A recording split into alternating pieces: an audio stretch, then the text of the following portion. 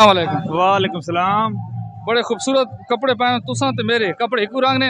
अच्छा एक बड़ा आम जहा सवाल है, आजकल लोग ठरकी ज्यादा थी गया ये ठरक नहीं केरी केरी निशानी जरा बंदा ठरकी उसने कैसे थी लग भी नहीं उसको यार इस फील्ड च उस्ताद जी में हाँ था ना।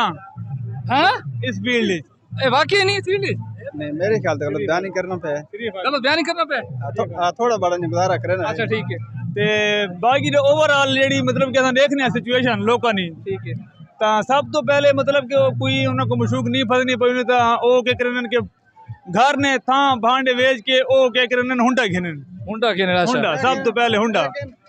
उस्ताद जी इतने चंद मजनू वते जेड़े मतलब परो परो ना ताड़ के ते मतलब अखा जखा मिला के ना मतलब दो नंबर ही करने पैन पता लगना पे विचो ना। और थी नहीं वादी दो नंबर पार के जी हां चंगी भली थी नहीं पई है। अच्छा ਉਹ ਹੁੰਡਾ ਖਿਨਨ ਜਾ। अच्छा अच्छा उस तो बाद ਉਹਨਾਂ ਕੋਲ मोबाइल क्योंकि अजकल पहले होना डीएसएलआर ना दौर लेकिन डीएसएलआर असा किदा लेकिन वो भी काम न थिया खत्म हो गया जाया हो गया सर डीएसएलआर।